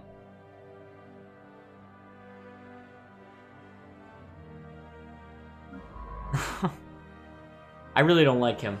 But, hold on. Yeah, Japan went from some backwater savages to an expansionist empire to a modern democracy in just a few decades. Putin is what Russia needs, not that I'm a fan. He's an old KGB officer. I definitely don't think he's what Russia needs. Russia needs a weaker government. That's what they need. Their government is way too strong. You get Putin. What you're saying is that Russia needs somebody that can just have his political opponents assassinated. Until you look at the alternatives. I mean, okay, but the lesser of two evils is still evil. Yeah, at some point you gotta stop choosing evil, you know what I mean? So Sonny Mix says, Putin has been friendly to the US, and that is what they need the most right now. Friendly to the US and potentially maybe influencing US elections? Like, we don't even know. I mean, the investigation is still underway.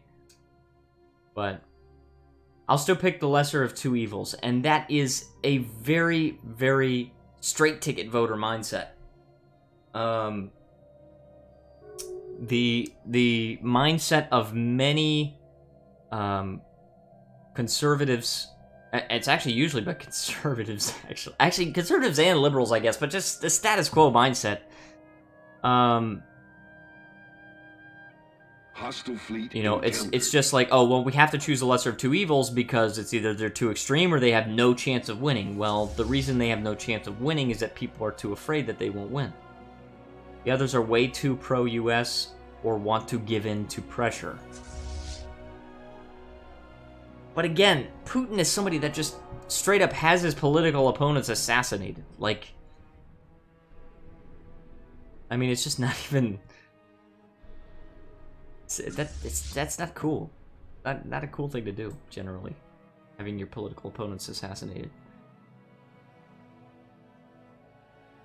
Yeah. Definitely not. Also, why am I suddenly gaining minerals so slowly?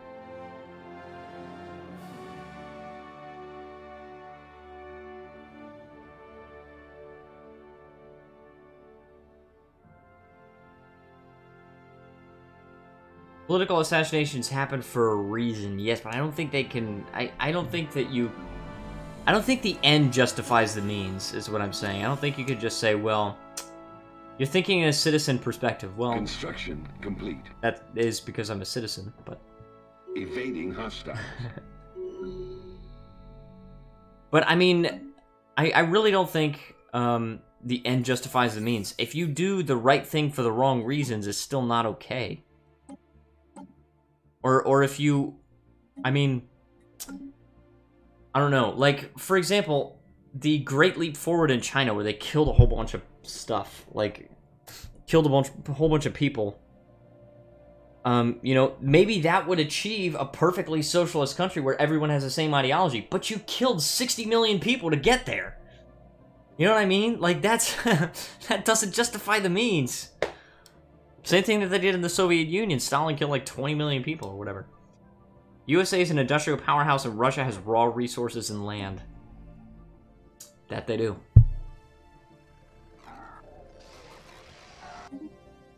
Russia is the largest country on Earth.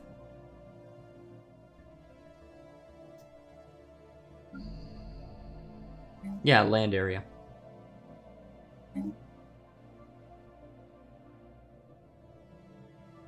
Yeah, of course. China, then India, and then the United States. Sacrifice a few to maintain your sovereignty and influence. I mean, I feel like Jin is trolling me. I really feel like he's trolling me. But I can't tell, though. Energy siphon. Now, this is a cheap technology. Or I could go with psionic theory.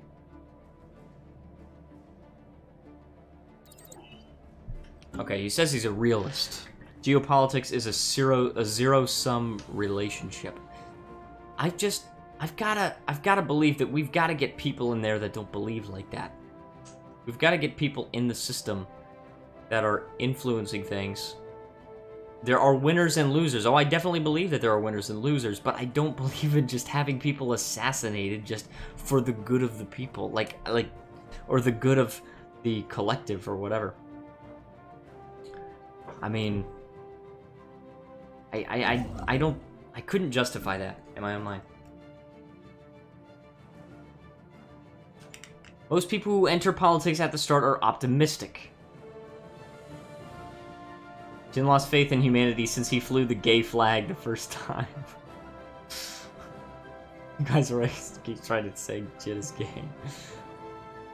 Most people who enter politics are optimistic. Once you're in politics, you know the reality and it's much more difficult than anyone can imagine.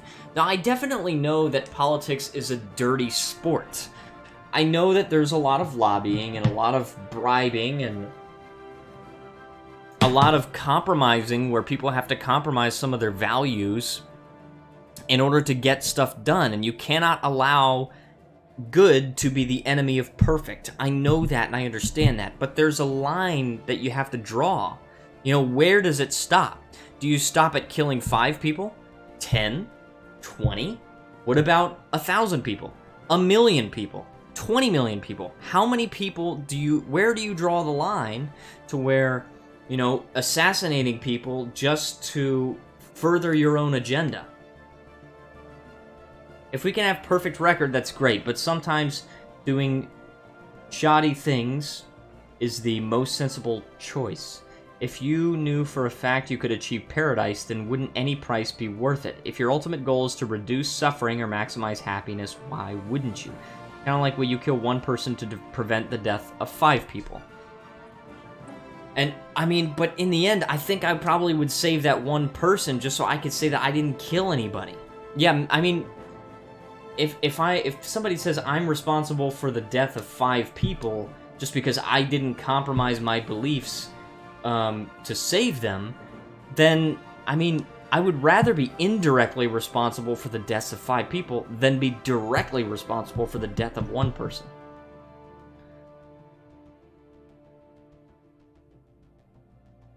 Lobbying and making donations is pretty dirty. Yes, it's dirty, and I understand that that takes place in politics. You know, the old joke of how a bill is passed in Washington is the cash, how the bills are passed. But at the same time, you gotta draw a line. And I'm talking specifically about political assassinations. I mean, I don't think it's okay. Imagine if Obama really didn't want Trump to win, so he just got Trump assassinated. You know what I mean? Like, would that be okay? Would it be okay just because he's a political opponent? What if Hillary got Trump assassinated? Or what if Trump got Hillary assassinated? That's just not okay. You don't want lobbyists nor funds. You don't want to do corporate bidding, but you realize you'll never get into power without them. Political assassination for stability is okay. If it can prevent civil war, it's worth it. But here's the thing. Somebody that was assassinated for the sake of stability was Martin Luther King Jr. Right? Death of one, prevent many is a better choice. Construction. Yes, he complete. was in favor of equal rights. And who's to say that stability in the current situation is a good thing? Sometimes instability is better than being complete. stable in a bad situation. It depends on what kind of assassination. Now, who decides what is a just assassination and what is an unjust assassination? Who decides that? That's the problem. If most people are good, as you seem to think, then it would be safe to assume that they would be willing to sacrifice themselves.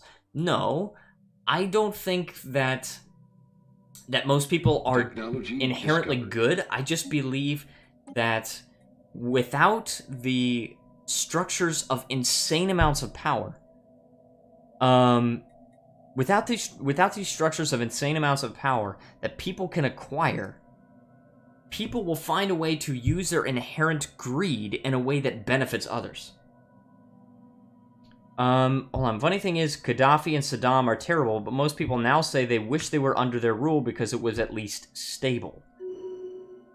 In some cases it is, but who are we to decide? That's the problem. Who are we to decide? We assassinated Gaddafi, right? Didn't we do that? Pretty sure the US assassinated Gaddafi. I can't really remember either, but... Better the devil you know. Quasi yes and no. Okay, quasi yes and no, that's yes, basically. Maybe they weren't directly doing it, but maybe they influenced some forces to do it. US-backed rebels, okay, that's basically the US doing it.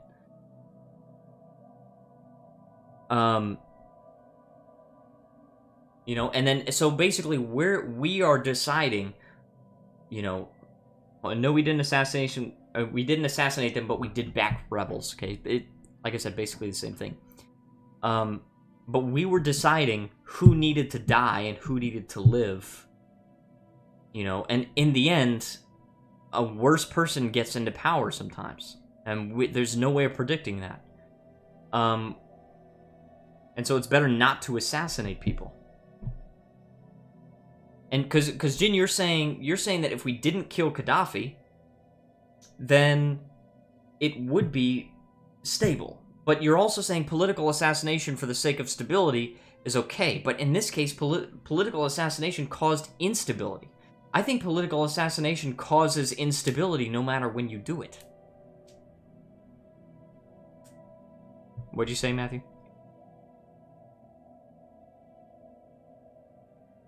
Yes, when you find out that the government is killing people that disagree with the government, then that's a problem. China does political assassinations. Yes, they do, and it's wrong. We were not choosing any more than anyone else. The rebels were, therefore we were. Because they know opposing voicing will cause instability. Opposing voices will cause instability. All we did was throw our hat into the ring like everyone else had. Yes, but that's kind of like the Nazis, just like, oh, we're just following orders, right? You know, what if Germany is stable under Hitler? Is that okay for us to just wipe out races just because it would cause political stability? People is a very unstable country than one thing. I'm not sure I understand that.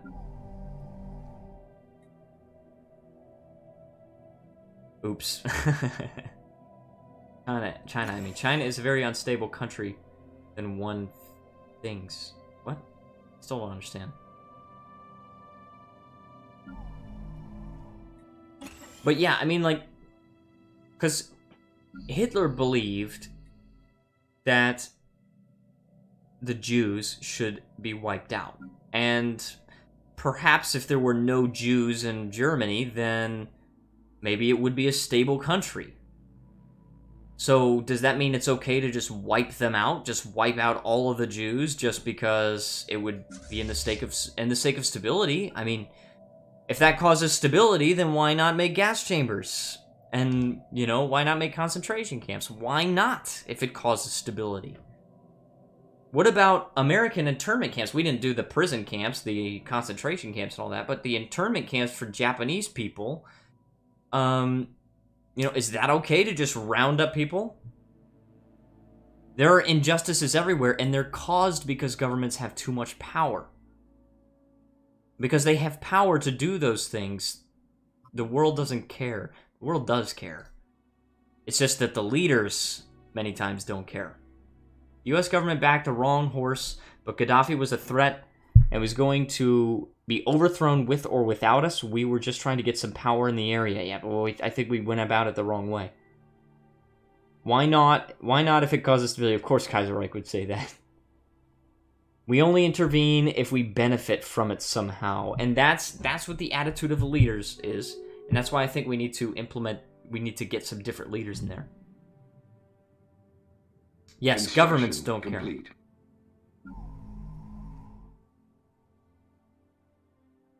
Construction complete. Yes. It is a very Thanos-like way of thinking, but still. Yeah, but the thing is, Thanos had the Infinity Gauntlet, and if he really wanted to do the most good for society, why couldn't he just double the resources of everything? Why do you have to kill half the... Seriously!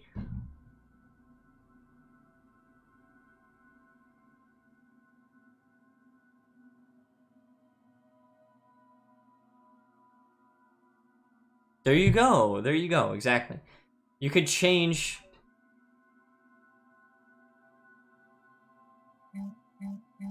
Exactly. And people are not thinking about that. Jin says humans are just meant to have... Well, here's the thing.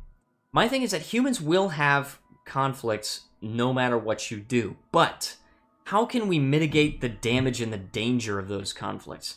Well, my idea is, in order to mitigate the danger of those conflicts, you allow those conflicts to take place in a competitive but non-violent way.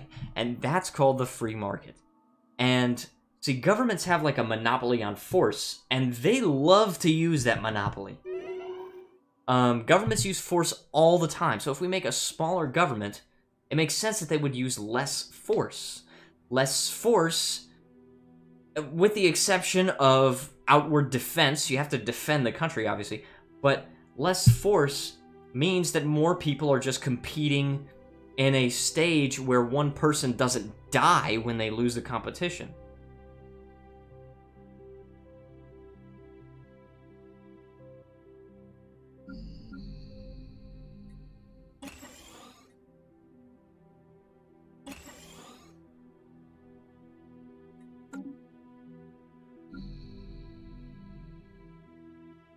Yes. Yeah. And why not take some molecules that are in nebulas and stuff like that and just like turn it into a new planet if there's not enough like living conditions?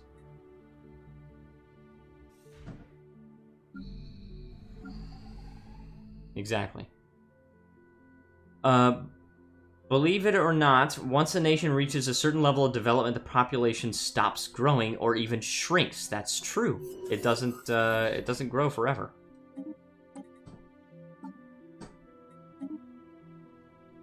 Let me see what this is. Oh, research speed plus 10%. That's pretty good.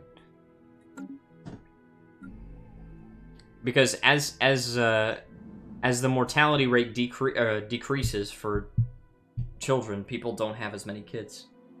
Sorry, I'm cynical. Too much exposure, I guess. Yes, it's my dad sort of thinks the same way in some fronts. Not to the point that political assassinations are okay, but my dad is very much a choose the lesser of two evils kind of guy, and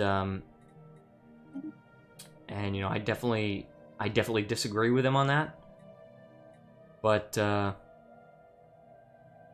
I mean, it happens. It happens as you get exposed to the area of politics and stuff. You get cynical because you see how things really work.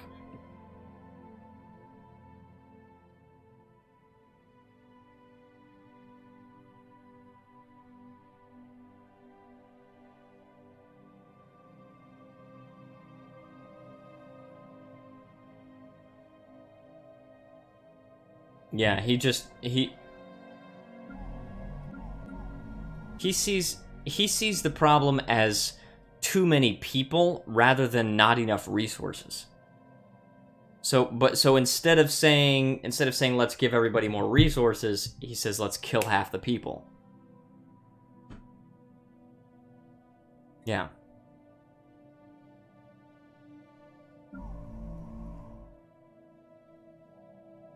Exactly. Yes. Let me see. Back to the point. We're not saying murder is the best solution. We're just saying it is a solution. I've got to disagree with you on that, Stony Mick. If Japan wants to survive, they have to encourage birth rates like Russia. Yeah, that's the thing. Yes, it is a solution. Technically, you could just murder millions of people of a specific group, like Hitler did. You could technically do that. That's an option. But is it a good option? Probably not. Kaiserreich says, if Japan wants to survive, they have to encourage birth rates like Russia, so banning hentai and anime. Oh, no. No, I think Japan's population problem is not really as much of a problem as people think it is, because eventually, if the population gets low enough, it'll go back up. I mean, the population issue is going to sort itself out, I think. Construction complete. Think about it, and Korea is worse than Japan when it comes to the population issues, I think. But the thing about it is that eventually less people means lower prices because less demand for everything. And lower prices means complete. Cheaper cost of living. Cheaper cost of living means people feel like they can have a kid and still be okay financially. Population shrinking is actually a good thing. Housing prices will lower. Yes, exactly. Dude, people think we need rent control and all that stuff to fix a housing issue. No, it's not that. It's that we need to stop having so many kids. Discovered. We don't need, like, huge explosive population growth. Also, we finally got this living metal at the end of the stream. Construction complete. Finally. Jin says, yeah, it's an up and down thing like the market. Yes, it is. It is an up and down thing. It's meant to ebb and flow, and that's okay. I mean, in a free market society, you cannot constantly, thank you. You cannot constantly grow and just be okay. Eventually, you're going to experience a recession and perhaps depressions, but you will always bounce back. The market will always bounce back naturally, and that's what happens with the market. That's what happens with populations. It happens in so many areas of our world. Stony Mick. What is this? Complete. Also, let's take this construction ship here. Let's build a mining station on the living metal. Also, I know why we're not having any minerals, because we've been constructing all these mining stations and stuff. So it just continuously saps all the minerals that I have. Well, is it? I mean, that's in a similar vein with Are Traps Gay? I mean, you have to answer that lifelong question. Are Traps Gay?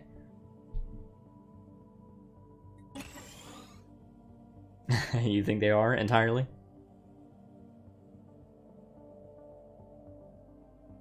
Stony Mix says they are closer to gay than straight, but they are both. That's what he says. I'm just not going... I'm just not going to answer the question. I'm just never going to answer the question. That's my solution. Yep. Okay, I think we need to do this mineral processing plant here. Wait, but this is... Oh, but no. This is our food planet here. So I'm actually just going to build a mining network here. Is living metal a trap? Is it? I guess that's for you to decide, and for me to find out.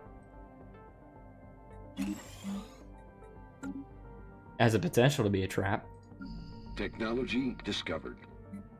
Technology discovered. We discovered the hostile environment adaptation for an extra 5% habitability.